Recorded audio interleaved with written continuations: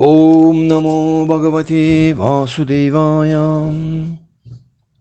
Bhagavad Gita fəsil 10, mətn 17. Xoş gördük Bhagavad Gita'nın dəyərli dinləyiciləri. Fəslin adı mütləqin əzəməti. Bizim seminar mühazirəmiz davam edir. 10-cu fəsildəyik. 10-cu fəsil Bhagavad Gita'nın sədaqətli xidmət blokundandır. Sədaqətli xidmət bloku Bhagavad Gita'nın 3 blok deməli, nə burada var? Biliş.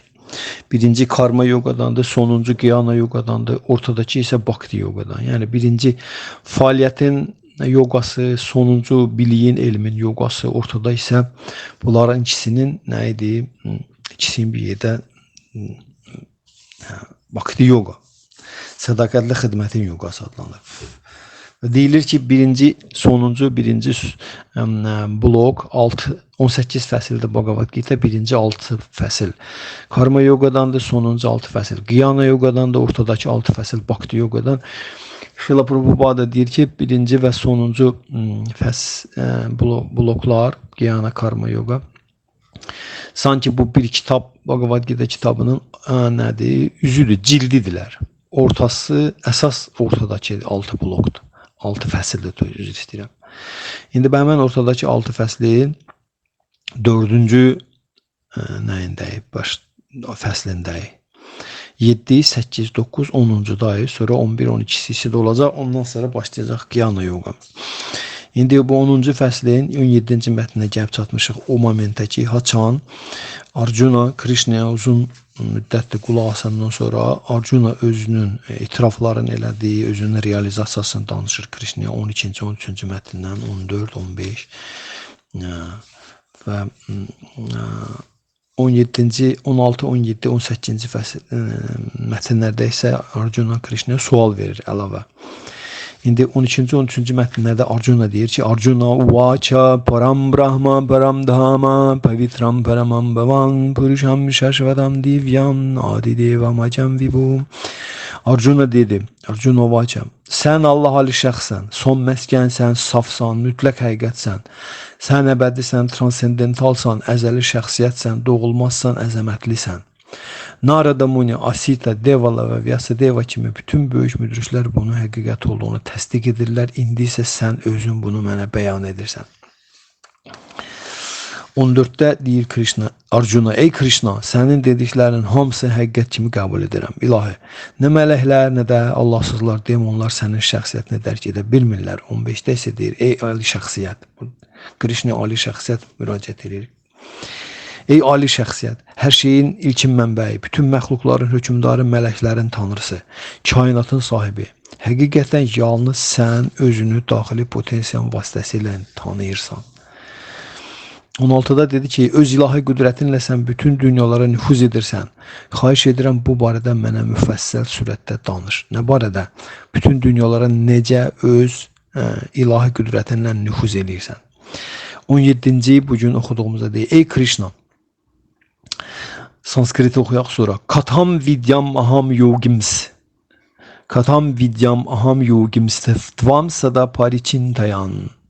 Tvam sada parichintayan. Keshu keshu sabhaveshu. Keshu keshu chabhaveshu. Chintyosi bhagavan maya. Chintyosi bhagavan maya.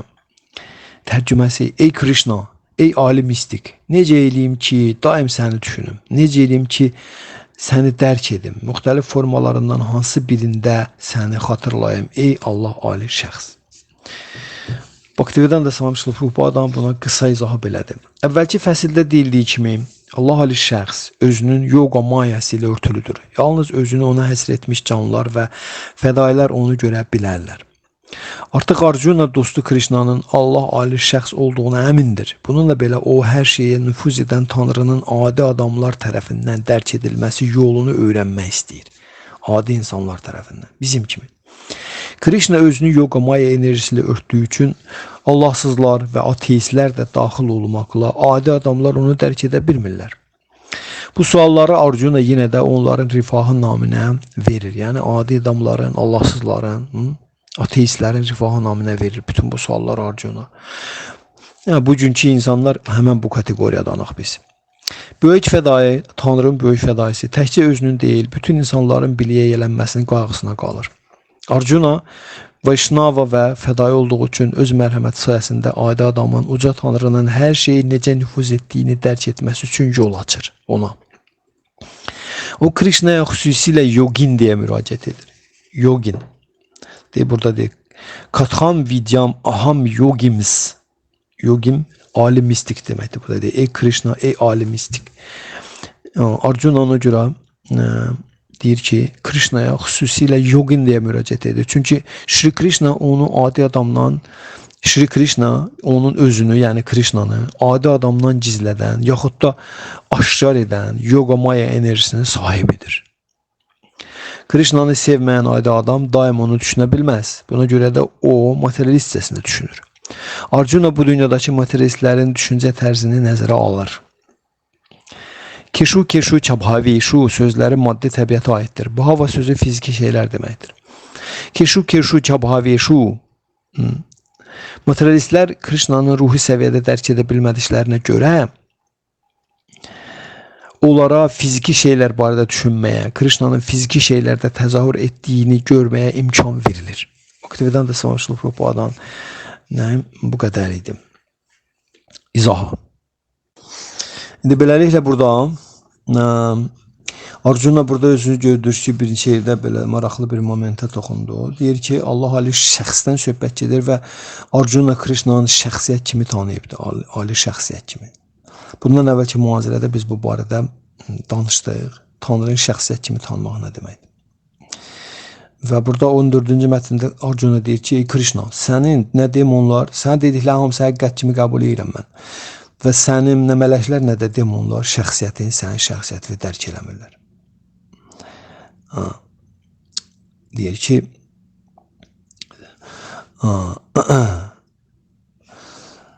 eyni zamanda da burada ateistlər, materialistlər, Allahsızlar və ateistlər də adi insanlar Krishnanı deyir, dərk edə bilmirlər. Arjuna deyir. İndi burada buna bənzər belə bir yer var. Bhagavad Gita'da Krishna özü deyir bunu. Srila Prabhupada özünün nəyində, izahında burada vurğuluyur ki, Krishna özünün yoga maya enerjisiyle örtüldüyü üçün Allahsızlar və ateistlər də daxil olmaq, adi insanlar onu dərk edə bilmirlər. Krishnanın şəxsiyyətini, Allahın şəxsiyyətini. Yəni biz dönə-dönə deyəndə ki, Allah şəxsiyyətdir, bunu dərk eləmək o qədər asan məsələ olsaydı, Arjuna burada deməzdi ki, sən nə demonlar, nə də mələklər tanıya bilirlər, dərk edə bilirlər. Məxfilik bax bundadır. Məxfilik elə, ən məxfibilik, açıq sir. Yəni bu açıq deyilir, amma onu hər adam dərk edə bilmir. Eləcə də 7-ci fəslin 25-ci mətndə Krishna özü deyir ki, 7-ci fəslin 25-ci mətnində deyir. Naham prakasha sarvasya, Naham prakasha sarvasya, yoga maya samavrita, yoga maya. Mudhoyam nabi canati lokamam acamaviyayam deyir ki, mən heç vaxt özümü səfehlərə və dərrakəsizlərə göstərmirəm. Krishna deyir, mən heç vaxt özümü səfehlərə və dərrakəsizlərə göstərmirəm. Daxili enerjimlə örtülü olduğum üçün, daxili enerjisi da həmən yoga maya. Yoga maya enerjimlə örtülü olduğuma görə onlar məni görmürlər. Və buna görə də mənim doğulmaz və qüsursuz olduğumu bilmirlər. Bəs Arjuna burada nə deyir? Arjuna burada nə deyir? Arjuna deyir ki, baxın, 12-ci, 13-cü mətnlərdə. Arjuna burada deyir ki, sən Allah Ali şəxsən, son məskənsən, safsan, mütləq həqiqətsən, sən əbədisən, transcendentalsan, əzəli şəxsiyyətsən, doğulmazsan və əzəmətlisən. Yəni Arjuna görür ki, Krishna doğulmaz və əzəmətlidir. Amma burada isə Krishna deyir ki, mənim doğulmaz olduğumu bunlar bilmirlər. İndi burada Arjuna öz sualında Krishna nə deyir?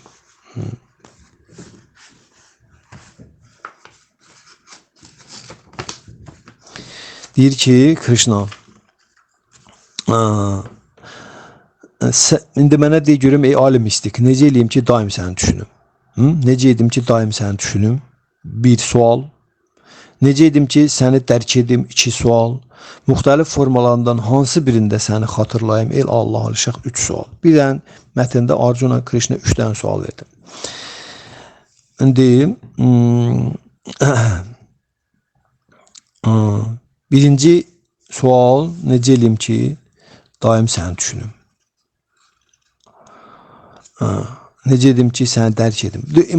Bunların belə bir yaduza gəlsə, 8-ci fəslin 7-ci mətni vardı. 8-ci fəslin 7-ci mətni. 8-ci fəslin 7-ci mətnində deyir ki, keçmişik biz onu. Tasmat sarviyişu kaleyişu mam anus marayı yudyaça. Tasmat sarviyişu kaleyişu mam anus mara yudyaça. May arpita mano buddhir mameva şiyasya samşayaha. Deyir ki, Krishna deyir Arjuna'ya. Deyir Arjuna, sən buna görə sən daim məni Krishna formamda düşünməli. Bax, o 250 formasında. Sən daim məni Krishna formamda düşünməli, eyni zamanda təyin olunmuş döyüşçü borcunu yerinə yetirməlisən. Bütün fəaliyyətini mənə həsr edib, idrakını və ağlını mənə yönəldərək sən şübhəsiz mənə çatacaqsan. Bhaktivedanta Swami Srila Prabhupada deyir ki, Arjuna'ya verilən bu təlimat maddi fəaliyyətlə məşğul olan bütün adamlar üçün çox vacibdir. Uca Tanrı təyin edilmiş vəzifə ya işlərdən əl çəkmək lazım olduğunu demir burada. Demir ki, insan özünün gördüyü işlərdən əl çəksin. Onları davam etdirmək və eyni zamanda Hare Krishna tərənnüm edərək onun haqqında düşünmək olar. Bu insanın maddi çirşabdan azad eləyəcək, ağıl və dərrakəsini Krishnaya yönəldəcəkdir. Şübhəsiz ki, Krishna adını tərənnüm etməklə ali planet olan Krishna lokaya çatmaq olar. Bax, bu bugünkü günümüz üçün bizə nədir? Təlimatdır. Arjuna'nın verdiyi sualların cavabı bax budur. Şrila Prabhupada'nın dediyi. Bugünkü gün üçün. Düzdür, indi bu saat Krishna Arjuna'ya sual cavab verəcəkdir. Krishna'nın cavablarını biz üstünə getmirik. Və Krishna'nın cavablarının da Arjuna'ya verdiyi cavablarını da biz bir yekununu verəcəyik ki, Arjuna'nın bu suallarına Krishna cavab verəcək ki, Arjuna əslində Krishna Arjuna'nın verdiyi bu suallar var, onların hamısında danışa-danışa gəlibdir. Yəni necə? Nətəri Krishna alim mistikdir, necə eləmək olar ki, Krishna'nı daim düşünəsən və məhz onun hansı formasına meditasiya edəsən. Krishna, mən bu saat oxudum. Krishna bunlar Arjuna deyə gəlibdir. Sadəcə olaraq burada Şrila Prabhupada deyir ki, deyir Arjuna başa düşdü Krishna'nın Allah şəxsi olduğunu, doğulmaz olduğunu, bax sadaladı da orada Arjuna, doğulmaz olduğunu, transendental, əzəli şəxsiyyət olduğunu, mütləq həqiqət olduğunu, son məskən, saf olduğunu, saflardan saf, əzəmətli o. Bunların hamısını Arjuna başa düşübdür. Bəs Arjuna bu sualı neçə verir? Arjuna sual verir ki, Krishna Arjuna ilə üz-üzə durubdur, özü təsvir edir özünü. Özü özünün qüdrətindən danışır, əzəmətindən danışır. Amma Arjuna bilir ki, adi insanların belə bir şansı yoxdur. Ateistlərin, materialistlərin, belə Allahsızların belə bir imkanı yoxdur. Krishna onlara təsvir eləsin. Bildim, və Arjuna da Vaishnavdır, həm döyüşçüdür, həm də Vaishnav. Vaishnav o demək ki, bu həddindən artıq şəfqətlidir başqa canlılara qarşı. Özündən çox başqalarını düşünən şəxsiyyətdir Vaishnav. Ona görə Arjuna başqalarının, bax bizim kimlərin, bugünkü gündə biz 5000 ildən sonra oturmuşuq. Neyinirik? 5000 il üstündən keçib. 5000 ildən sonra biz oturmuşuq Arjuna ilə Krishna'nın söhbətini müzakirə edirik. Düzdürmü? Deməli, Allah Ali şəxslə Arjuna'nın o vaxt bugünkü günü Krishna çox gözəl bilirdi. Çox gözəl görürdü ki, bugünkü günü, bizim bugünkü günümüzü bildiyiz. Krishna Allah'lı şəxsdir, trikalagyadır. Ona görə də Arjuna sualları, Şrila Prabhupada deyir ki, o verir bu sualları ki, necə? Bu sualları Arjuna yenə də kimlərin, ateistlərin, Allahsızların və adi adamların rifahı naminə verir. Bildinizmi? Krishna bunları danışıb, Arjuna da başa düşübdür. İndi bizim Krishna'nın dediklərini Krishna deyəndən sonra müzakirə eləyəcəyik. Krishna necə deyəcək? Arjuna ki, necə eləsin daima onu düşünsün, necə dərk eləsin Krishna'nı və bir də hansı formalarından birində Krishna'nı xatırlasın Arjuna. Amma bizim üçün, bizim bugünkü günümüz üçün mən Bhaktivedanta Swami Srila Prabhupada'nın dediyi çox yerinə düşürdü və mən də onu oxudum. Ki, deyir ki, Krishna deyir ki, Srila Prabhupada deyir ki, bugünkü gündə Krishnanı daim düşünməyin, Krishnanı dərk eləməyin və daim onu formalarının hər hansı birini xatırlamağın bugünkü gündə yeganə yolu Hare Krishna, Hare Krishna, Krishna Krishna, Hare Hare, Hare Rama, Hare Rama, Rama Rama, Hare Hare, Hare Krishna, Hare Krishna, Krishna Krishna, Hare Hare, Hare Rama, Hare Rama, Rama Rama, Hare Hare. Bax budur. Hare Krishna Mahamantrasının tərənnümü mütəmadi olaraq. Bundan başqa yol yoxdur. Çünki Krishna Chaitanya Mahaprabhu 500 il bundan qabaq nazil oldu. Krishna 5000 il bundan qabaq bunlar danışıb Arjuna. Chaitanya Mahaprabhu bizə 500 il bundan qabaq gəlmişdi. Cəmisi 500 il. Ən sonuncu Tanrının şəxsən üzün gəlişidir. Yəni bu sonuncu peyğəmbər deyil. Chaitanya Mahaprabhu sonuncu peyğəmbər deyil. Sonuncu peyğəmbər Məhəmməd Peyğəmbər sallallahu deyək ki. Belə qəbul olunur.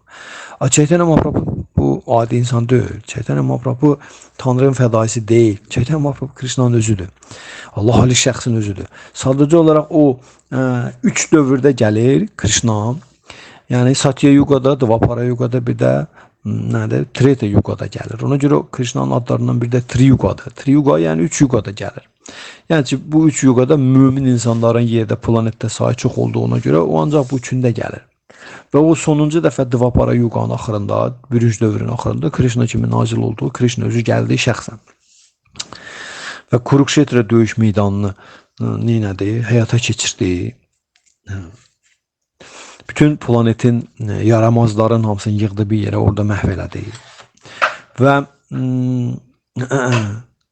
indi dəmir dövründə o gəlmir. Krishna dəmir dövrü həddindən ziyadə günahlı bir dövr olduğuna görə günahlarla, sonra yaramazlıqlarla, sonra argumentlərlə, müharibələrlə, epidemiyalarla, sonra necə deyirlər, ziyan verici canlı varlıqlarla, yəni insan da onun içində olmaqla dolu olduğuna görə negativ keyfiyyətlərlə, düşkünlüklərlə, canım sizə desin, tənəzzüllə çox belə zəngindir Kali Yuga. Bu saat bugünkü gündə hələ Krishna Dvapara Yugada o boyda müharibə, qırğın qiyamət qaldırıb 640 milyon insanı 18 günə qırıb batırandan sonra 124 min peyğəmbər gəlib gedib təbliğ eləyib burada qan tər töküb deyir, necə deyirlər, bu tənəzzülün qabağını almağa çalışdıqlarından sonra hələ biz bu vəziyyəti almışıq. Gör, indi o qədər peyğəmbərlər gəlib getməsəydilər, o qədər təbliğat aparmasaydılar, Musa peyğəmbər, İsa peyğəmbər, Məhəmməd peyğəmbər sallallahu və s. hələ ondan sonra nə qədər böyük şəxsiyyətlər, imamlar, müdriklər, müqəddəslər, məsəl üçün də Nizami Gəncəvi kimi şəxsiyyət, məsəl üçün deyirəm da, bunlar hamısı böyük şəxsiyyətlərdir, mömin şəxsiyyətlərlər hamısı. Onların bura gəlib getməyin hamısında məqsəd ondan ibarət edir ki, dəmir dövrünün Kali Yuga deyirik, Kali də şəxsiyyətdir. Kali Yuga, bu hər dövrün öz mücəssəməsi var. Bu dövrün mücəssəməsində adı Kali deyil, Kali şəxsiyyətdir. Və onun bədəni bilirsiniz, ancaq günahdan təşkil olundu. Ona hərdən Papa Purusha da deyirlər. Papa Purusha. Papa günah deməkdir. O Papa Purusha formadır. Kalinin bədəni təşkil olubdur günahlardan. Necə bizim bədənimizin 78% sudur, yerdə qalanı od, hava, torpaq filandır. Həzrət Brahman bədəni dərrakədən ibarətdir. Kalin bədəni günahlardan təşkil olunub. Təsəvvürə gəlir nə şəxsiyyətdir. Bədəni bunun günahlardan təşkil olunubdur. Nədir? Sərxoşluq, alkoqolizmdə, narkomanlıq, fahişəlik, oğurluq, bütün bu günahların hamısını sayıb, bunların hamısından kalin bədəni təşkil olunubdur. O, təzə gələndə öz fəaliyyət nəticəsində Adəmlə Həvvanı yoldan çıxardan odur. Bildiniz, Adəmlə Həvvanı o yoldan çıxartdı. Onlar bu dəmir dövrünün nə oldular? Əcdadları, Adəmlə Həvva. Və o gəldi, birinci nədir? O birinci gəlib fəaliyyətə başladı. Bilsin yenə də o gəldi, ağabbaq deyir ki, ağabbaq, Nilüfər gülünə bənzər bir dənə öküzü, inəyin ekizini də, üzrəm, inəyin erkəyini. Əlini aldı bir dənə qalın taxta, başladı onun ayaqlarını sındırmağa. Ayaqlarını bərk-bərk döyüb, inəyi döyüb ayaqlarını sındırırdı. Ben bugünkü gündə nə edirlər? Dəmir dövrü insanlar. İnəklərin ayaqlarını sındırırlar, kəsirlər, doğrayırlar, qoyurlar qabaqlarına, deyirlər bu bizim yeməyimizdir, yeyəcəyik. Biz bu cür gəlmişik. Bax biz bu tip insanlarıq biz. Dəmir dövrünün insanları. İnək 24 saat sükada xeyirxahlıq qünnasında olan yeganə canlı varlıqdır. Heç insan dayanmadan 15 dəqiqə xeyirxahlıq qünnasında ola bilmir. Bax insan dayanmadan fasiləsiz olaraq 15 dəqiqə xeyirxahlıq qünnasında qala bilmir. Həmən dəqiqə düşür cəhalətlə ehtirasa. İndiki dövrdə isə xeyirxahlıq qünnasında insan yoxdur. Təsəvvür edirsiniz bu saat xeyirxahlıq qünnasında insan yoxdur. Hamı cəhalət və ehtirasın təsir altındadır. Bizim hamımız cəhalət və ehtirasa qərq olublar bütün insan, yəni bəşəriyyət. Nə ilə görünür? Fəaliyyətləri ilə, əməlləri ilə, özlərini aparmağı ilə və s. bundan görsənir ki, insanlar bu saat ehtiras və cəhalətin təsir altındadır. Bütün texniki tərəqqinin hamısı ehtiras və cəhalətin təzahürüdür, bariz nümunəsidir və onun nailiyyətlərin hamısı ehtiras və cəhalətin nümunəsidir. Orada xeyirxahlığın iyi də gəlmir heç. İnək 24 saat sutkada xeyirxahlıq qünnasındadır. Təsəvvürə gətirin, belə canlı yoxdur. İnəyə bərabər canlı yoxdur. 24 saat sutkada xeyirxahlıq qünnasındadır. Təsəvvürə gətirsiniz, qeyri-mümkündür. Bax, o inəyin öldürüb, nə edirdi? Kali inəyi öldürməyə cəhd edirdi. Parikshit Maharaj, yəni o keçən dövrün, o Veda dövrünün, sivil insanlar dövrünün son şahı idi. Parikshit Maharaj gəlir, çıxardır qılıncını, deyir, sən indi dişə parça eləyəcəm. Sən kimsən ki, mənim gözümün qabağında inəyə əl qaldırırsan. Bax, belə şah belə idi əvvəlki dövrün. Deyir, bu saat sənin başı bədənindən üzəcəm. Onda baxır ki, Kali baxır ki, bu elə-belə şəxsiyyət deyil, bu Tanrının, bu da Tanrının nümayəndəsidir. Düşür Parikshit Maharajın Nilüfər qədəmlərinə ki, ay sən nə edirsən, mən də sənin vətəndaşınam, mənə də göndəribdir. Bildiğin Kala gönderip veliki Kala, büyük Kala. Kala zaman deməkdir. Zaman kimdir? Krishna'dır. Allah şəxs. O Allahın zaman adını çəkir. Deyir ki, mənim zamanımdır və məni böyük zaman özü şəxsən göndərib. Böyük zamanda Krishna'dır, Allahdır. Parikshit Maharaj başa düşür ki, bunu öldürmək mümkün. Bununla nəsə eləmək lazımdır. Ona deyir ki, yaxşı, get. Səni buraxıram, get. Belə bir oyun çıxartma bir də. Və bir də get, ancaq o yerlərdə yaşa ki, harada içirlər, harada ət yiyirlər, harada fahişəlik eləyirlər, harada pul maxinasiyalarını, qumar oynayırlar, get orada. Kali də baxır, diqqətlə görür ki, bu planetin şahı idi. Planetin nəzərdə, Kali də elə-belə şəxsiyyət deyir, Kali də planetin hamısını nəzərdən keçirir. Deyir ki, sənin şahlığında belə yer yoxdur. Mən nətər gedim, harada geyim yaşayayım, sənin planetində belə yer yoxdur bu saat. Təsəvvür edirsiniz, Kali planetdə belə bir yer tapmır ki, harada bax bu 4 dənə günah həyata keçirilirdi Parikshit Maharajın vaxtında. Ona görə Parikshit Maharaj deyir ki, sən mənə elə bir yer ver ki, mən orada yaşaya bilim. Ona deyir Parikshit Maharaj ki, yaxşı deyir, get harada çoxlu qızıl var, get orada yaşa. Qızıl. Ona görə qızıl hardadırsa, Kali oradadır. Qızıl hardadırsa, Kali oradadır. Bildiniz, ona görə son dövrün mömin şəxsiyyətləri məsləhət görmürlər. Mömin bəndələrə qızıldan nəsə gəzdirmək, qızıl əşya, qızıl bəzək, başa düşdünüz? Daha çox gümüşü məsləhət görürlər. Çünki qızıl hardadır, Kali oradadır. İndi bunu nə üçün biz izah elədik? Bunu o üçün izah elədik ki, indiki dəmir dövrü, Kali dövrünün belə həddindən ziyadə günahlı olduğu günahla dolu olduğu bir dövrə Krishna gəlmir. Krishna nəyə gəlsin ki? Krishna özünün nümayəndələrini göndərir. Ben özün mömin bəndələrim, Məhəmməd və Sahdullah, nəhəng şəxsiyyət o gəldi. Kali Yuqanın ən qatı yerinə girdi. Ən qatı belə o günahın ən qatı yerinə girdi. Və orada nə yaratdı orada? O Nilüfər gülü suda deyir, bitir amma su ona bulaşmır, su ona batırmır. O da fəda idi. Gəldi girdi günahlı insanların içinə amma birləşmədi. Əksinə onları dağıtdı, çıxartdı o çamurun içindən. İndi düz deyil, indi onlar Məhəmməd və Sadullahın dediklərinə çoxdandan heç bir əməl eləmirlər. Ərəblər, İslam dünyası bu saat Məhəmməd və Sadullahın dediklərini demək olar ki, əməl eləmirlər. Məhəmməd və Sadullahın təliminə. Həzrət İsa əleyhissalamın təliminə xristianlar demək olar ki, tamamilə əməl eləmirlər. Yəni, düzdür, barmaqla sayılan səmimi insanlar var, buna şübhə yoxdur, amma kütləvi şəkildə əməl olunmur. Peyğəmbərlərin, sonuncu peyğəmbərlərin nəsihətlərinə. Ona görə də Baktividən də Samışlı Propada gəldi, nə dedi? Dedi ki, qoyun, Çetəni Muhabrabı deyir ki, qoyun yaşayı qırağa. Siz Hristiyanlar İsa Peyğəmbərin ən əsas ehkamlarından birini həyata keçirməyə siz azdır. Hələ onun tamamilə əksinə hərəkət edirsiniz. İsa Peyğəmbər nə göstəriş vermişdi? Öldürmə. Nübi, öldürmə. Bugünkü gündə dırnaq arası Hristiyan keşikləri bunu nətər edirlər, izah edirlər, talkavat edirlər ki, yəni İsa Peyğəmbər nəzərdə tuturdu insanı öldürmə. Çünki biz ancaq insanı canlı varlıq sayırıq. Başqalarını canlı varlıq saymırıq. Baxın, bu keşişin böyük bir Fransa, Parijin böyük bir keşişin təbliğatıdır. Biz ancaq insanı canlı varlıq sayırıq. İndi ancaq insanda ruh var deyirlər Hristiyanlar. Başqa canlılarda ruh yoxdur. Ona görə onlar Şila Prabhupada onlara dedi ki, siz bu saat ən güclü öldürməyi bacaran sizsiniz. Ən əsası da siz bütün böyük şəhərlərinizdə böyük nəhəng sallaxanalar açmısınız. Sallaxana bilsizlər, harada heyvanları kütləvi şəkildə öldürürlər. Hazırlıq deyir, bizdə deyirlər. Hazırlığa verin, aparın inəyi. Bax o sallaxana, boyna heyvanları öldürürlər kütləvi şəkildə orada. Kütləvi şəkildə böyük şəhərləri ətlə təmin eləmək üçün orada nə cür heyvanlar saxlanılır və nə cür onlar amansızcasına öldürürlər. Onu deyir, görən insan elə şok keçirdir ki, belə olub ki, məktəbli uşaqları aparıblar ora. Məktəbli uşaqları belə bir təcrübə keçiriblər. Bildiniz nədər? Adi məktəb uşaqlarını aparıblar, elə bir heyvanlarını öldürdü hazırlar. O uşaqlar oradan çıxanda onların hamısının gözün yaşı axıb sel kimi gedib. Şoka düşüblər hamısı. Onları uzun müddətə uşaqları psixik gözlərinə gətirə bilməyiblər. Bildiniz nədər?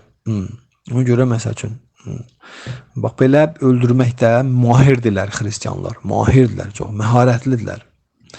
Eləcə də İslam dünyasının bugünkü gündə Məhəmməd bin Əsədullahın təlimin deyib gedənlərin əksəriyyəti demək olar ki, hamısı Peyğəmbər Sallallahu göstərişlərinə əməl eləmirlər. Bunun da ən bariz nümunəsi nədir? Ən bariz nümunəsi ki, onlar Məhəmməd bin Əsədullahın təliminə əməl eləmirlər. Ən bariz nümunəsi. Bunlar heyvan əti, heyvan öldürüb əti yeməkdə hələ də bugün şeydirlər. Özlərinə haqq qazandırırlar. Və bu bizə şeydir. Haqq, halal buyurulub. Bu bizə halal buyurulub. Amma baxın, təsəvvür gətirin ki, günahın içində olan adamı günah olduğunu başa salmaq çox çətindir. Narkomana narkotikin pisliyini izah eləmək qeyri-mümkündür. Ona görə də görürsünüz, narkomanları tuturlar, aparırlar xüsusi bir reabilitasiya mərkəzinə. Ki, bunun əlindən alırlar o narkotiki bir müddət. Silkəlirlər divara, daşa, patoloka, pola vururlar ki, biraz özünə gəlindən sonra buna başa salırlar ki, sən başa düşürsən, nə oyun çıxardırdın. Eləcə də ətlə məhsullarına qidalanmaq belə ki, hələ ki, insan dişlərinin arasından qan damcılayır. Ət tikələri ilişib qalıbdır onun dişlərin arasında. Ona qeyri-mümkündür izah eləmək ki, bu belə deyil. Qardaş, bu belə deyil. Belə demir, heç bir müqəddəs kitab belə şey demir. Halal sözü o deməkdir ki, yəni bu nədir? Güzəşdir. Halal sözü güzəş deməkdir. Çünki təbii olan şeyə halallıq, icazə lazım deyil. O şey ki, təbiidir. Təbii şey, təbii də onu həyata keçirdirlər. Pələngə halallıq lazım deyil, getsin dovşan tutsun, yesin, bilirsən. O onun təbii qidasıdır. Bildiniz? Amma insana halallıq, insan başa düşmür bu sözün. Mahiyyətinə varmı? Ne üçün? Çünki onu yerə qoymaq lazımdır ki, başa düşəsən. İnsanın beynində təmizlənmə prosesi getsin, beyni, düşüncələri təmizlənsin bu kobud qidadan. Ən kobud qidadır ət məhsulları ilə qidalanmaq.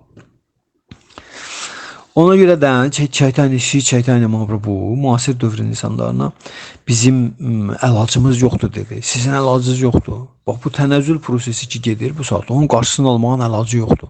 Onu qeyri-mümkündür qarşısını almaq. Qeyri-mümkündür təzədəndən sivil insanları təzədəndən dirçəltmək, sivil cəmiyyət yaratmaq. Qeyri-mümkündür. O vaxta qədər ki, İnsanlar nədirlər, bax belə özlərinə haqq qazandırırlar. Başqa canlıları kütləvi surətdə qırırlar, adını da qoyurlar, nə bilim, qurban da qoyurlar adını, nə bilim, halal da qoyurlar adını. Daha cürbəcür dini, ruhani don geydirlər. Amma əslində hamısı özü də bilir. O Məhəmməd bin Əsədullah demişkən, eşq olsun ona. deyir ki, din səmimiyyət deməkdir. Yəni insan öz səmimiyyətinə gedəndə daxilinə görür ki, bunun heç bir Quran, üzr istəyirəm, heç bir qurban, heç bir halal motivi zadı yoxdur. Bunun ki, odur ki, elə ancaq bunu eləsin. Və bunu eləməkdə buna nəsə bir haqq qazandıran bir şey lazımdır. Bildiniz nədir? O haqq qazandırmaqda müqəddəs kitabdan gətir ki, müqəddəs kitab bizə halal buyurub. Bizə o halal buyurubsa, mənim üstümə yetirirlər ki, bəzilər ki, bizə halal buyurubsa, niyə onu haram deyirsən? Əbəs sən başa düşmürsən halal sözün tərcüməsi nə deməkdir? Halal sözün tərcüməsi güzəşt deməkdir. Yəni bunu sənə güzəştə gediblər. Güzəşti haqqı sayanlar həddini aşanlardandır. Bax bu saat nədə baş verir? Həddini aşmaq. Həddini o qədər aşıblar ki, indi elə harda gəldi, necə gəldi, kim gəldi? Heyvanların başına bıçağı qoyur, kəsir, yeyirlər. Bu saat yeyilən ətlərin heç birindən insanların xəbəri yoxdur ki, bu nə ətidir. Donuz əti də yeyir, müsəlman deyənlər, araq da içir və s. bişirici maddələr də qəbul edir, bildiniz nətədir. Amma bu vaxtı deyir ki, biz müsəlmanıq, biz xristiyanıq. Öldürməkdə görün, nə qədər mahirdirlər bugünkü gündə. Heyvanları öldürəndən sonra da müharibə edirlər, bir-birlərini öldürürlər. Şilov Ruhbadan mühazirələrindən də mənim bu dediklərimin hamısı. Şilov Ruhbada öz mühazirələrində bax beləcə çıxışları var onun. Yəni ona görə bizim əlacımız yoxdur. Təmir dövrünün biz insanların deyir əlacı yoxdur. Əlacsız, yəni ki, o qədər düşünləşiblər ki, bunların özlərinin bu və ya digər qaydalara əməl eləmək ki, ruhi dirçəlsinlər. Ona görə məsəl üçün bugün dini praktika ilə məşğul olanlar belə ruh inkişafının nə olduğunu bilmirlər. Elələri var ki, deyirsən ki, heyvanları öldürüb ətin yemək lazım. Deyir, hə, biz gələcəkdə onu eləyəcək də. Gələcəkdə biz əl çəkəcək. İndi yox, gələcəkdə. Bəs gələcək, kim bilir ki, gələcək necə gələcək? Yaxud da ki, bu bir ikinci gələcəyin sənə nə dəxli var? Sən indiyin bu saat, özün şəxsən bunu eləmirsən, nə tər sənin davamçın onu eləyəcəkdir. O da deyəcək gələcək. O da deyəcək gələcəkdə. Çünki sən ona bu cür ötürmüsən, o da o cür deyəcək təbliğ eləyəndə ki, gələcəkdə biz bunu eləyəcəyik. Elələri də var ki, özlərinə tamamilə haqq qazandılar ki, bu bizə halal buyurulubdur. Məsəl üçün, bildiniz nətərdir? Ona görə bizim əlacımız yoxdur. Müasir dövrün insanın əlacı yoxdur. Bu şeydən yaxa qurtarmaq. Dini praktika ilə məşğul olanlar özləri belə ruhi dirçəlişin nə olduğunu bilmirlər. Onlar ancaq bilirlər ki, biz bunu eləməliyik, vəssalam, bu bizim nəyimizdir, bizim müqəddəs kitabımızda qoyulmuş ayinlərdir, biz bunları icra eləməliyik, hökmüdür, namaz hökmüdür və s. müqəddəs yerə getmək hökmüdür və yaxud da ki, xristiyanlıqda bu və ya digər eləməklər hökmüdür. Eləcə də hinduizm yaman gündədir, hinduizmdə də dəhşətli dərəcədə orada mələklərə sitayiş baş alıb gedir. Allah yaddan çıxıb da Allah'a qoyublar qırağa. Və yaxud da ki, deyirlər ki, mələklərə sitayişlə Allah'a sitayiş elə eyni şeydir. Onlar da bax bu cür belə çobut neylər eləyirlər, təhqirlər eləyirlər Krishna'nın adresinə. Ona görə bunlar bilmirlər ki, ruhi dirçəliş nə deməkdir, ruhi inkişaf nə deməkdir. O bilmir ki, ruhi inkişaf insan iki şeyin birləşməsidir. Bunu başa düşmək çox sadədir. İnsan iki bir-birinə əks olan nəyin birləşməsiyik da biz. Nə? Müvəqqəti olan zaman hükmü altında olan maddiyyatın, Allahın illüzor enerjisini təqdim elədiyi bədənimiz, fiziki bədənimiz. Bir də bizim əbədi şəxsiyyətimiz olan ruhi can, əbədi ruhi can. Ruhi canıq biz əbədi. Nə doğulmaz, nə xəstələnməz, nə qocalmaz, nə ölməz Krishna kimi. Biz bu ikisinin birləşməsiyik, bildiniz nətəri? İndi buradan mənim çox çətindirmi bunu başa düşmək ki, müqəddəs kitabların göstərişləri və təlimatları ondan ötürdür ki, insan onları sadəcə olaraq formal surətdə həyata keçsin və yaxud da onlardan lazımsız bir şey kimi imtina eləsin, müasir dövrün gəncləri kimi. Yox, bundan ötürdür ki, sən başa düşəsən ki, sən deyir, insan radanat sıvam edir, insanın içində 2 dənə it var. İnsanın daxilində 2 dənə köpək var. Hansını yedizdirir, o da daha çox güclü hürüyür. Hansını çox yedizdirirsə, o da daha çox hürüyür.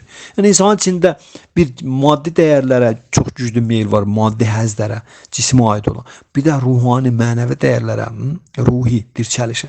Hansını yedizdirsə, o da daha çox hürüyəcəkdir, ucadan hürüyəcəkdir. İndi bizim bütün bu qaydalar, təlimatların hamısının ötürü ki, biz bunları əməl eləməklə biz cismimizin nəyini, tələbat və ehtiyaclarını nəcibləşdirməklə onları minimuma indirməyə çalışırıq.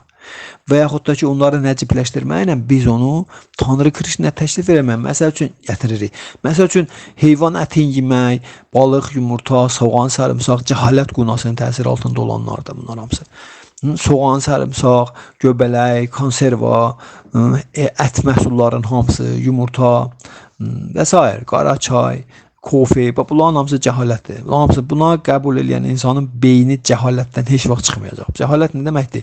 Biliksizlik və bir də biliyə qapının bağlı olmağı. Bir biliksizlikdir, bunun özü biliksizlikdir. Və bir də belə insanın biliyə qapısı bağlıdır. Bildiniz? Bərk-bərk bağlıdır. Belə insan biliyi rədd eləyir. Ya da ki, qəbulləmir. Siz bilirsiniz mən hansı bilikdən danışıram. Kimlər Bhagavad Gita'ya qulaq asır, bilir mən hansı bilikdən danışıram. Buna görə də bizim nədir?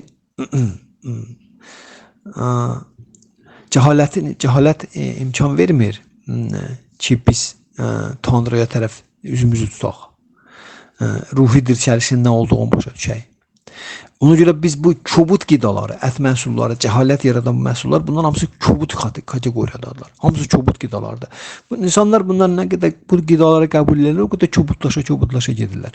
İnsanın fiziki və psixoloji durumu kobudlaşır və o nəcib kainatın nəcib qanunlarını, peyğəmbərlərin, imamların, müdriklərin, müqəddəslərin və Allahlı şəxs Krişnanın nəcib təbiətini, nəcib elmini, nəcib qaydalarını başa düşmək qabiliyyətindən tamamilə məhrum olurlar.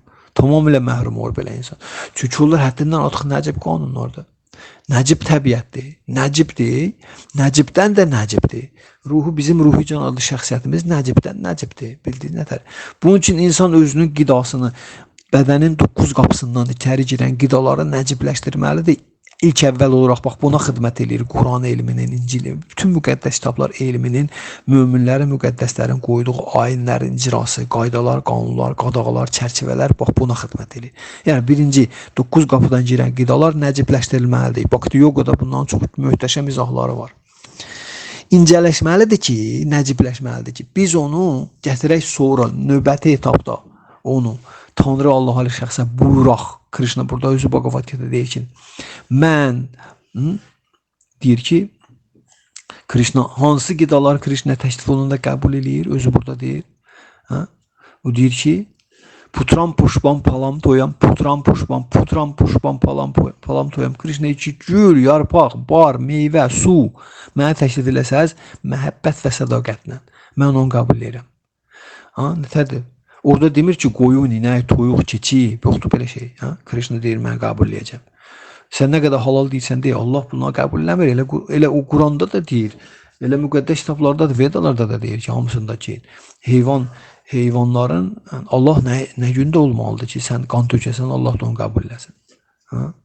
Hələ meyvənin tərəvəzi, gülü, çiçəyi də o yenə deyir ki, məhəbbət və sədaqətlə təklif eləsəz qəbul eləyəcəm. Elə belə yox. Məhəbbət və sədaqətlə. Məhəbbət və sədaqətin elmini biz bu saat xırdalaya gedirik, çalışırıq ki, məhəbbətlə sədaqət nə deməkdir?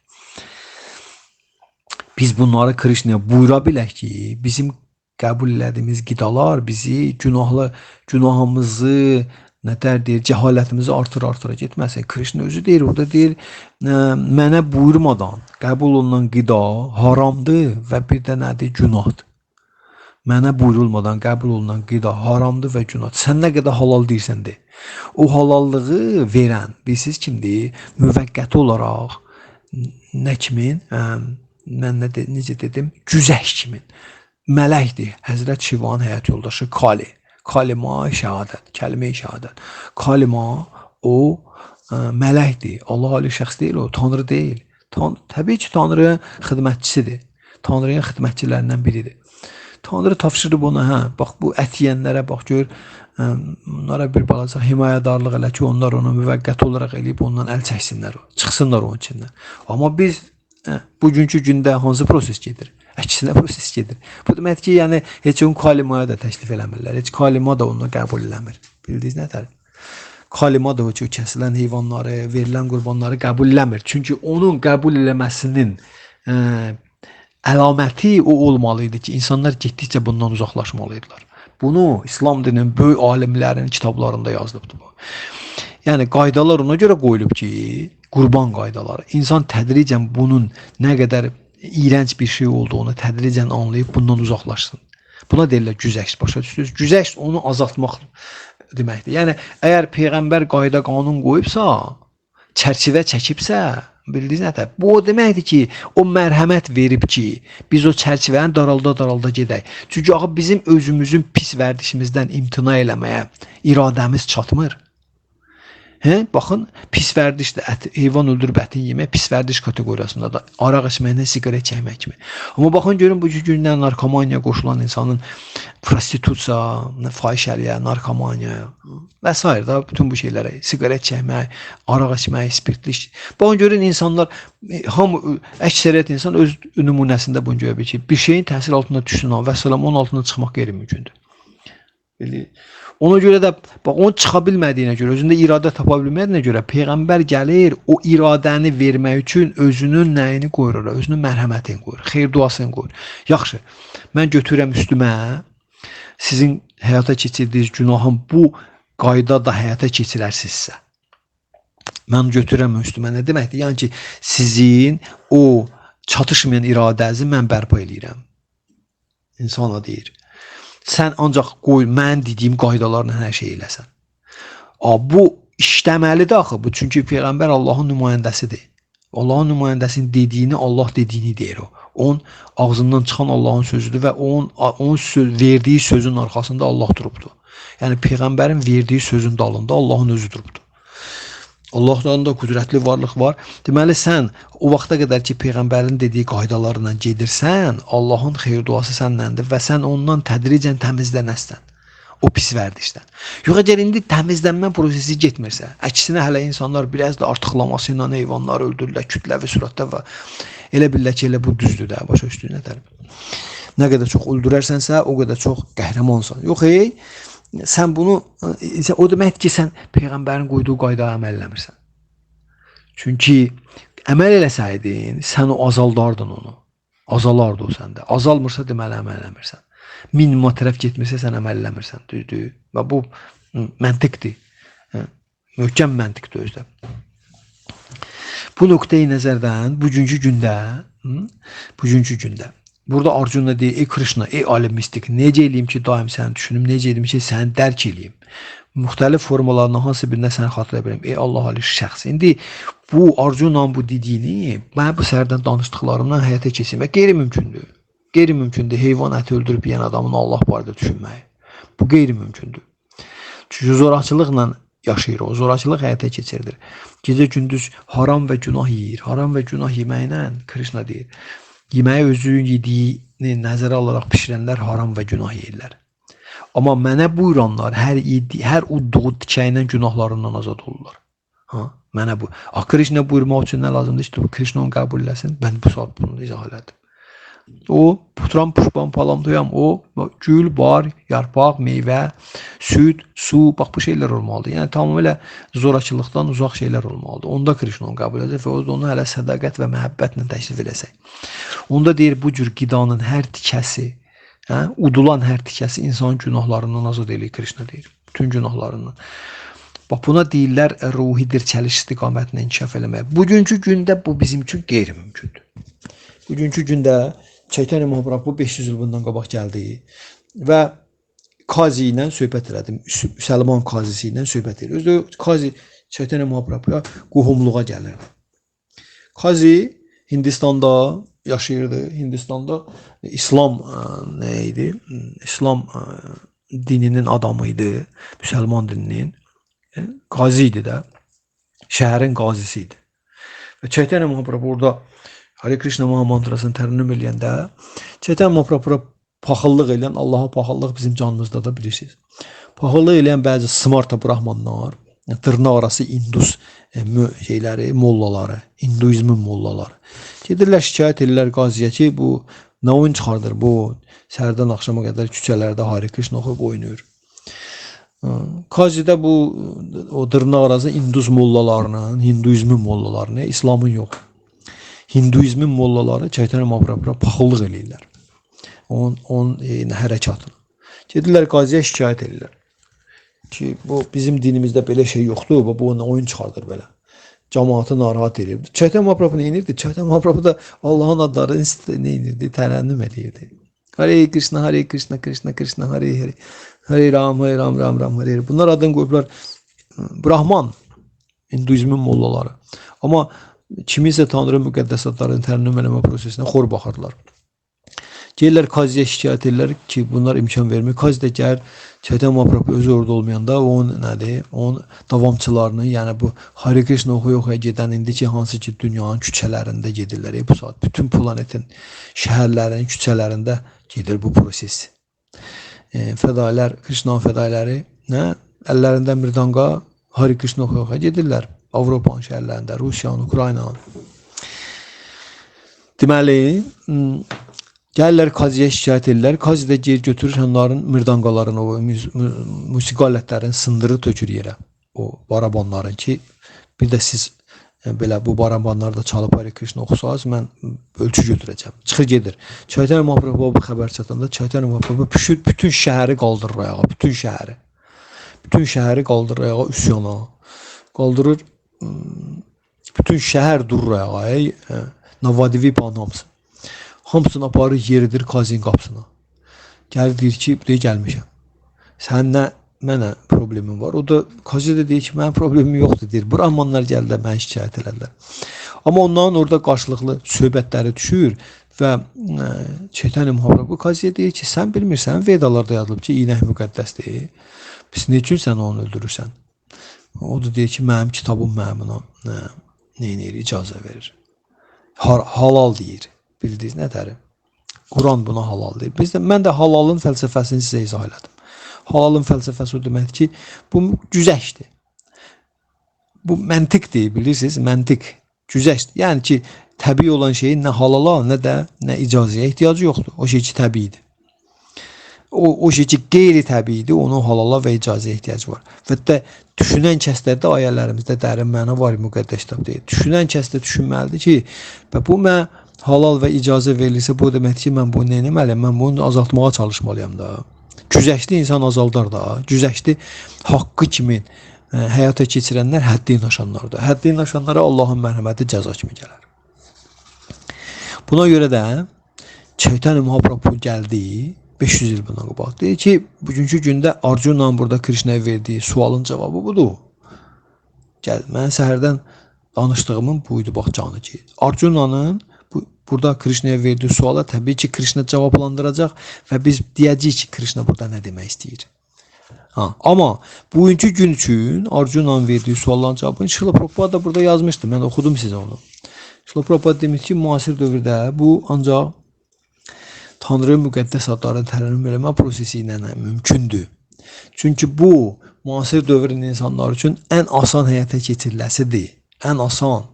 Bildiğiniz heç bir şərt qoymadan, heç bir insanın mənsubiyyətinə bu və ya digər mənsubiyyətinə toxunmadan, heç bir insanın fəaliyyətini dayandırmadan, heç bir fəaliyyəti dayandırmır. Çaytan Mahaprabhu nə ilə məşğulsan məşğul ol. Heç bir mənsubiyyəti əlindən almır. Milli mənsubiyyətin, dini mənsubiyyətin, sosial mənsubiyyətin, irqi mənsubiyyətin, cinsi mənsubiyyətin və s. mənsubiyyətlərin qoy səndən qalsın. Toxunmur Çaytan Mahaprabhu onlara da. Və sadəcə olaraq heç bir şərt də qoymur. Bu şərtlər daxilində. Heç bir şərt də yoxdur. Təsəvvürə gətirsiniz. Heç bir mənsubiyyət insanın əlindən almır, heç bir şərt qoymur, tamamilə heç bir şərt yoxdur. Və heç bir pis vərdişləri şərtini qoymur, içməyəsən, eləməyəsən, belə şeylər yoxdur. Heç yoxdur. Heç bir şərt də yoxdur. Heç bir mənsubiyyətdən imtina da yoxdur. Heç nə yoxdur. Yeganə nə istəyir Çaytan Mahaprabhu? Yeganə diyor ki, sən ancaq götür Tanrı müqəddəs adlarını mütəmadi olaraq tərənnüm elə. Hare Krishna, Hare Krishna, Krishna Krishna, Hare Hare, Hare Ram, Hare Ram, Ram Ram, Hare Hare. Müsəlmansan, xristiansan, hindussan, buddistsən, ateistsən, fərqi yoxdur. Yəni bu sənin mənsubiyyəti əlindən almır. Mənsubiyyətə bağlısansa qal. Çünki mənsubiyyət bilirik də nə deməkdir. Mənsubiyyət deməkdir ki, mən bu bədənəm. Bu deməkdir mənsubiyyət. Mənsubiyyət bu deməkdir, mən bu bədənəm. Çünki bütün mənsubiyyətlər bədənə aiddir. Ruhi can bizim ruhumuzun və Allahın heç bir mənsubiyyəti yoxdur.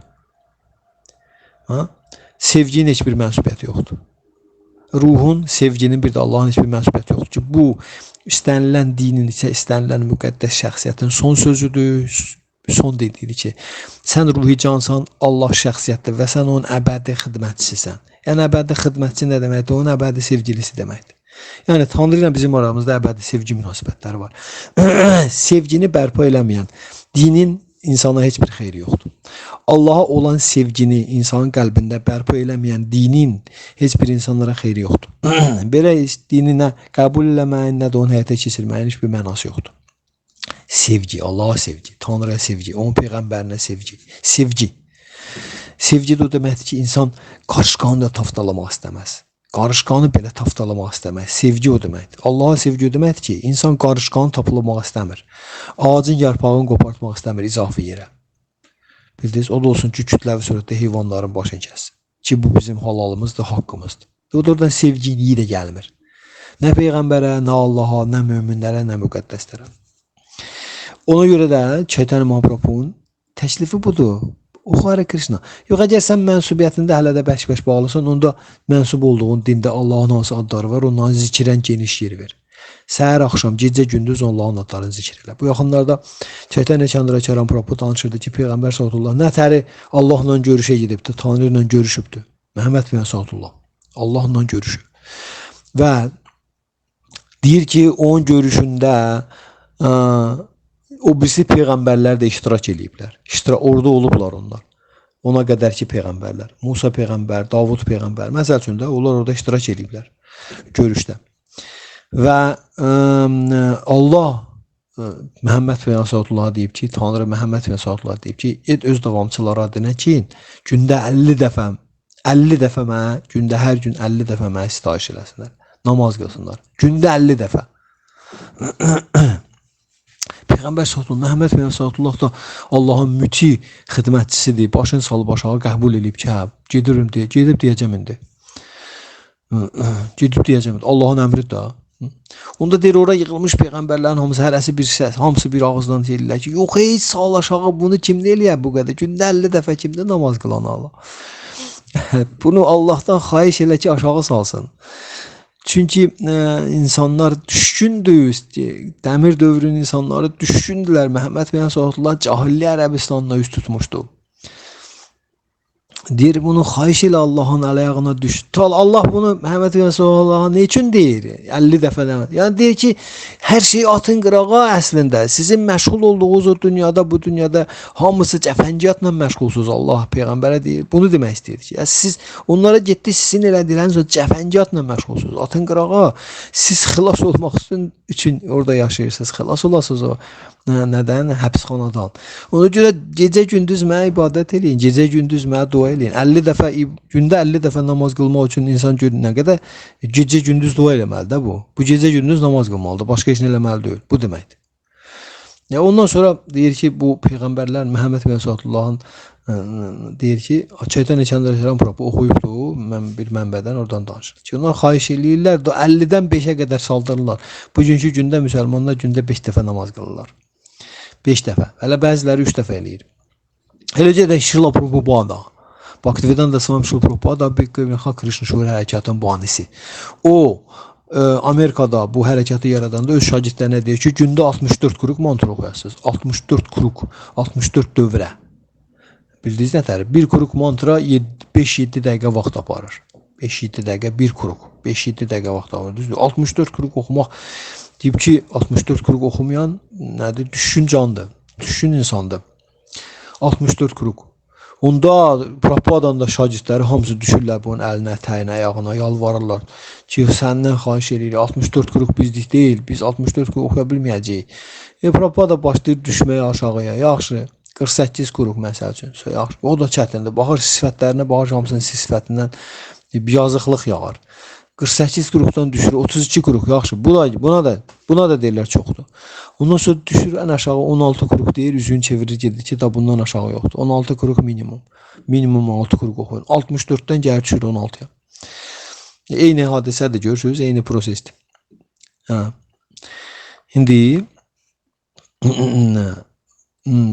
ona görə bizimki bugünkü dövrün biz insanlar üçün Tanrı müqəddəs adlarını tərənnüm eləmək, yeganə çıxışı oldu ki, Arjuna burada Krishna dedikləri baş versin, tədricən bərpa olsun.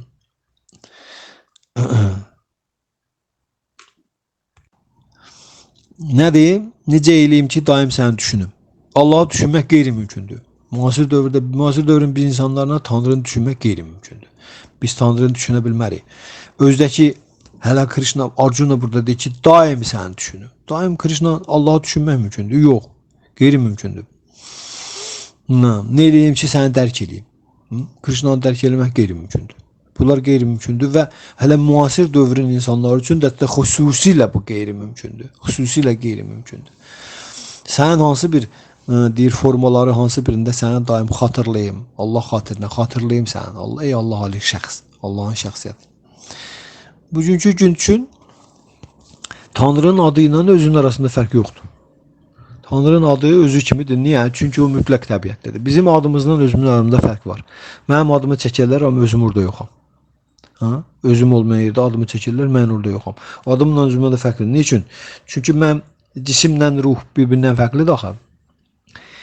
Bu mənim cisimə aid olandır.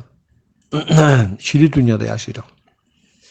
Amma Tanrı ilə bu belə deyil. Tanrı mütləqdir. Tanrıda əlavə enerji yoxdur. Belə çujarodni deyirlər rus dilində. Çujarodni.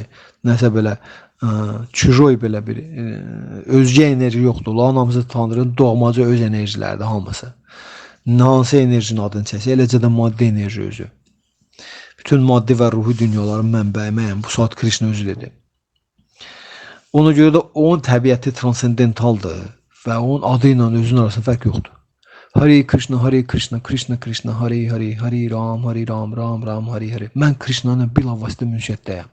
Və bunu oxuyanda Krishna'nın bilavasitə ünsiyyətdəyəm. Bilavasitə, ortada vasitəçi yoxdur. Allahla bilavasitə ünsiyyətdə olmaq istəyir kimsə, oxusun Hare Krishna, Hare Krishna, Krishna Krishna, Hare Hare, Hare Ram, Ram Ram, Hare Hare. Effektin həmən hiss eləyəcək, həmən dəqiqə. Bildiniz? Həmən dəqiqə effektini hiss eləyəcək ki, bu Allahla ünsiyyətdədir. Effekti həmən dəqiqə gəlir. Həmən dəqiqə sən hiss eləyirsən ki, Tanrı ilə ünsiyyətdəsən. Tanrının özüdür. Hare Krishna Mahamantrası Krishnanın özüdür. Bu, siz nədərim bu? Elə bir faktdır ki, ona görə də bugünkü gündə Tanrı müqəddəs adlarını tərənnüm eləməklə insan onu düşünür, onu düşünə bilir. Onu ancaq belə düşünmək mümkündür. Ancaq onu belə dərk eləmək mümkündür. Çünki Tanrı müqəddəs adlarını tərənnüm eləməkdə insanın sədaqət və nəyi, siz deyin, təmənnasız və fasiləsizliyi, məhəbbət və sədaqət deməkdir. Tanrı müqəddəs adların tərənnümündə təmənnasız və fasiləsizliyi, əgər o təmənnasız və fasiləsizliyini yerinə yetirirsə, biz bunu dedik ki, Chaitanya Mahaprabhu bu təmənnasız fasiləsizliyi necə vermişdi bizə? Trinada pisunu içinə tarura pisayışına, amanina mana deyilən kirtan yaxşı dahidir. Təmənnasızlığı necə veribdi? Təmənnasızlıq deyir ki, hamıya ehtiram göstər, özünə gözləmə. Buna deyirlər təmənnasızlıq. Və ondan sonra deyir ki, məhz bu halda sən Tanrı müqəddəs adlarını Hare Krishna, Hare Krishna, Krishna Krishna, Hare Hare, Hare Ram, Ram Ram, Hare Hare daima tərənnüm eləyə bilərsən. Yəni nəyi sədaqəti saxlaya bilərsən? Sədaqəti saxlaya bilərsən. Bu halda. Ona görə biz Tanrının müqəddəs adlarını daim tərənnüm eləməklə daim onu düşünə bilirik. Krishna, Şrila Prabhupada 16 qrupu minimum dedi. Amma çox oxuya bilərik biz. Gün ərzində dayanmadan Hare Krishna Mahamantrasını oxuya bilərik. Və məhz belə olanda Krishnanın adı ilə özünün fərqi olmadığına görə Hare Krishna Mahamantrasına bizim təmənnasızlıq və fasiləsizliyimizi saxlamaq şərti ilə Hare Krishna Mahamantrasını tərənnüm eləməyə, Krishnanı dərk eləmək qabiliyyətini Krishna özü verəcəkdir. Necə biz Krishnanı dərk eləyək? Allahı dərk eləyək. Və biz onun hansı xatırlaya bilək daim. Ancaq bugünkü gündə ancaq bu Hare Krishna Mahamantrasını tərənnüm eləməklə mümkündür. Başqa yol yoxdur. Chaitanya Mahaprabhu hər bir canlı varlığın qəlbində olan Allah ali şəxsdir. Paramatmadır. Dəmir dövrün biz insanlarını çox gözəl bilir ki, biz kimik. İstər dini mənsubiyyətindən asılı olmayaraq. Çaytən Mahaprabhu hamısını çox gözəl bilir. Ona görə də Çaytən Mahaprabhu bizim düşündüyümüzü, həddindən ziyadə cismani şeylərə bağlılığımızı, eləcə də bütün mənsubiyyətlərimiz də həmin o bağlılığın kateqoriyasındadır. Bunların hamısını Çaytən Mahaprabhu çox gözəl bilir. Bildiyiniz nətəri? Çox gözəl bilir ki, biz cismani həzlərə o qədər bağlıyıq ki, cismani nələrimiz var hamısına da malik olduqlarımıza da bağlıyıq. Cismani mənsubiyyətlərimizə də bağlıyıq. Bugünkü gündə baxın, çırtlayır planet dini və milli mənsubiyyətlərin, sosial mənsubiyyətlərin qarşı durmaların üstündə. Ona görə də Çaytanya Mahaprabhu deyir ki, sənin mənsubiyyətin məni maraqlandırmır. Sənin heç bir mənsubiyyətin məni maraqlandırmır. Sadəcə olaraq Harir Nama, Harir Nama. Harir Nama Eva Kevalam. Kalao Nastiva, Nastiva, Nastiva Qatirannata.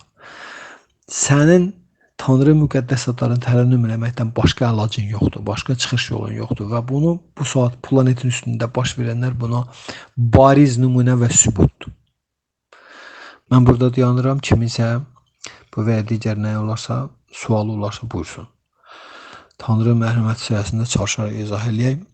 Hamıya öz minnətdarlığımı bildirirəm, dəyərli vaxtını ayırıb Bhagavad Gita seminarına qulaq asdığına görə. Hare Krishna.